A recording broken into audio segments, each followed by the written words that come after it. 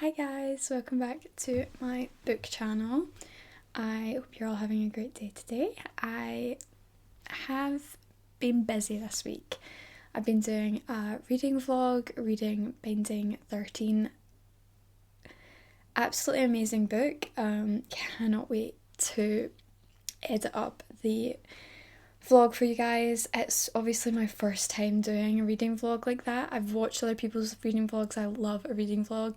But yeah, I'm not sure how I've done, to be honest. So you got that to look forward to. But other than that, I wanted to do this video on some underrated book recommendations that got me into reading books. So I read all of these late high school, and this is where I started to really enjoy reading books. I read Zoella's Girl Online and stuff earlier in high school, but these were the books that really clutched me in. So yeah, I don't hear about them anymore and I want to talk about them. I actually saw a video about this series recently and I was really taken aback. But yeah, so I hope you guys enjoy this video. Maybe you find some underrated book recommendations that aren't talked about very much and a new book to read. But let's just get into the video. So the first book I'm going to talk about is The Problem with River, and this is by Jennifer L. Armentrout. This book, guys, this book was my favourite book for the longest time. I loved this book. I've reread it 3 times and I still think it's amazing. This was my favourite book until I read Song of Achilles, so if that gives you any idea. So this book is about a girl called Mallory, and she grew up in the foster system and had a very bad traumatic childhood that kind of led to some confidence and mental health issues, etc. along the way. So yeah, she has been homeschooled since being adopted by her adoptive parents. She's having a much better later life, thankfully, but she has a lot of issues left over from her past, and that's been why she's been homeschooled. But she decides she wants to push herself for her final year and she wants to go to public school because she feels like she's missing out on a lot. She's really, covered in cotton wool. But because of Mallory's past, she finds it really hard to speak to strangers, to even really speak because of the trauma that she went through. This, I think, is one of the best books that I have read, talking about mental health and talking about the foster care system and recovering from traumatic experiences. Reading this in high school, I was a very quiet person in high school, so reading Mallory's story gave me so much inspiration to just be better and try your best. She is one of my favourite characters of all time. She's amazing and it makes you feel so proud of her when you read this story. So yeah, I'm going to read the blurb for you guys. Obviously I gave you a little bit of a summary from what I can remember there, but I want to actually read the blurb for you. So, for some people, silence is a weapon. For Mallory, mouse, dodge, it's a shield. Growing up in the foster care system, she learned that the best way to survive was to say nothing. Now, after years of homeschooling with loving adoptive parents, Mallory must face a new milestone, spending her senior year at a normal high school. But she never imagined she'd run into Ryder Stark, the friend and protector she hasn't seen since childhood. It doesn't take long for Mallory to realise that the connection she shared with Ryder never faded, yet as Ryder's life spirals out of control, Mallory must make a choice between staying silent and speaking out, for the people she loves, the life she wants, and the truths that need to be heard. Oh, guys, if you have never heard of this book, if you've never read this book, please go out and pick it up. I stand by, this is one of the best books I've ever read. Every time I reread it, it pulls on my heartstrings again and again. It just never gets old. It's all of these books, to be fair, are all books that I've reread and they just never get old. Oh, I love this. I love this book so much, and the characters and the story, the way it develops in here is amazing. There's side characters that I really, really grew to love as well. So it doesn't just hone in on Mallory, even though it is just her point of view in here. There's a lot of really good side characters that are built up to be really good characters. So it's just under 500 pages. It is an addictive read, I will say that. Once I pick this up, I cannot put it down. And it's so good. It's so good. The character development, the story development, everything in here, the characters are so good. And I feel like going on this journey with Mallory is just so beautiful and addictive that I can tell this is always like one that I'm confident about recommending, because I just know that it's such a good book. I feel like there's similar kind of books to me, a bit of heartbreak, a bit of trauma, but growth. Yeah. I will say prepare the tissues though. This always makes me cry. It's one of those books that I pick up. I'm not fully aware that I'm going to cry multiple times throughout, but it is so worth it. It is so worth. This story is so amazing. So, The Problem with Forever, highly recommend. And I never see anyone talk about that. So any chance I get, I'm always talking about it. So the next book I have here is Night Owls by Jen Bennett. Now, this is a super tiny short book, so this is always a super fast read. Could easily read this in one sitting. It is under 300 pages, but it is such a fun story. I'll read the blurb for you guys. A love sprayed in gold. Crap, he was definitely checking me out. What should I do? Earth to Beatrix, this was the night bus, not a journey song. Two strangers were not on a midnight train going anywhere. Meeting Jack on the Owl, San Francisco's night bus, turns Beatrix's world upside down. Jack is charming, wildly attractive, and possibly one of San Francisco's most notorious graffiti artists. But Jack is hiding a piece of himself. On midnight rides and city rooftops, Beatrix begins to see who this enigmatic boy really is. Yeah, this is always a super fun read for me.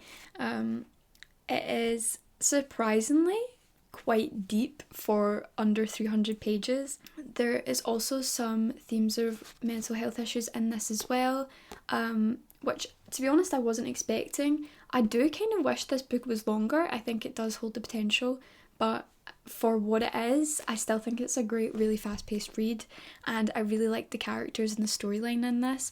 I like the kind of like mysterious like graffiti artist thing. It becomes really prominent in the building of their relationship, and Jack obviously has a lot of things that he's dealing with, so it's quite interesting to see why he's doing this and learn about him. One thing that I really love about books that will like either make or break it for me is when they have a kind of unique interest or job or aspiration. And in this, Beatrix wants to be an like illustrator for anatomy medical books and journals, and that is like so interesting to me. I love illustration, I love art, so reading something like this that's very like revolved around art in both graffiti and her world, I feel like they make such a like nice combination. And I don't want to say too much about this one because I think the 300 pages are like quick enough for itself, so I don't want to ruin anything, but this is one that always sticks in my mind as just like an easy, amazing, quick read that's never gonna fail. Honestly, like kind of rereading the blurb and like thinking about this book is making me want to reread it again, so that's maybe a good like palette cleanser for one point. But yeah, Night Owls by Jen Bennett is so good. It is so good. I would highly recommend. The last books that I want to talk about, this is so under the radar and so underrated, it's actually ridiculous. These are the books for me. These are the books that properly, like The Problem with Forever was my introduction to the books that I like will always hold dear to my heart, the books that make me cry and the books that leave that kind of lasting impression. Night Owl and The Problem with Forever have like romantic plots. They're very leaning into the romance. So does this, very much so, but this is a lot more plot, and this is a kind of like dystopian fantasy world type of thing mixed in with the romance. So this, I feel like, is where I found my love of that kind of dystopian, weird, like fantasy makeup world that I really, really love these days. But this is like a baby's introduction kind of thing. Also, look how messed up my copies are. Pretty sure I took this I'm pretty sure I took this to the beach when I went on holiday with my family one year, and yeah, that's what happened. Don't take your beloved books to the beach. So this is the Delirium series by Lauren Oliver. These books are so good. These are so good. I remember trying to get so many of my friends to read these in high school. I was like, you need to read this. It's amazing. So yeah, as I said, this is a kind of dystopian world where basically love is forbidden. And they have this cure because they want to control everyone, essentially. So I'm going to read you the blurb to the first book. So this is the first book in the remarkable New York Times best-selling trilogy about forbidden love, revolution, and the power to choose. They say that the cure for love will make me happy and safe forever. And I've always believed them until now. There was a time when love was the most important thing in the world. People would go to the end of the earth to find it. They would tell lies for it, even kill for it. But now love has been declared a dangerous disease. Everyone who turns 18 must be immunised with a procedure called the cure. Lena Holloway is looking forward to being able to live the safe, predictable life the government claims the cure will bring. But meeting Alex, an enigmatic boy from the wilds, might just make her question everything she's been really raised to believe. I think these will be YA or new adult, maybe YA, I think. But this is a trilogy that gives you a kind of idea of what this is. So the main character, Lena, has been raised, I think she's raised by her auntie. I think her parents both died quite young in her life, so she now lives with her auntie, and she's been very much raised to look forward to getting this cure and being coerced. She has been coerced into this idea that it's going to like save her life and that it's going to make everything better. But that's very much not everything that is going on, and the more that she kind of sees what's going on and looks a bit closer into life, she kind of starts to question, definitely, what is to come if she does get the cure. I thought this was such an interesting story, and guys, the action and plot twists in here, I was not expecting. Like, this is on par with me for books like Divergent and Hunger Games.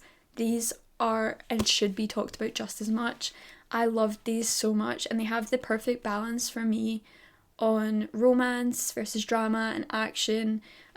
It's really, really good.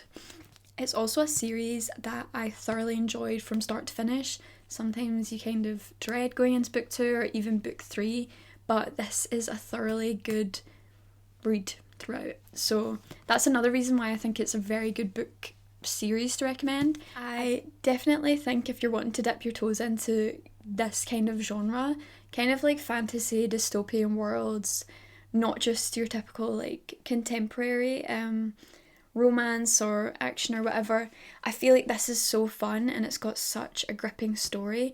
It's also, I mean, I've never read any books like this. I'm sure there are this kind of idea of like love being a disease and other things, but this was my first look into this, like, well, a few years ago. Oh my god, I'm 24 and I read these in high school. Definitely not a few years ago, but yeah, I read these years and years ago, and I still think they are so top tier. This genre needs to come back. This dystopian world genre with Divergent and Hunger Games, etc. I love this type of world, so I think that's what makes these even better for me. But yeah, guys, you need to get involved. This is where it all began for me, and I read a lot of fantasy now, so I feel like this is what made me fall in love with this genre, and I love it.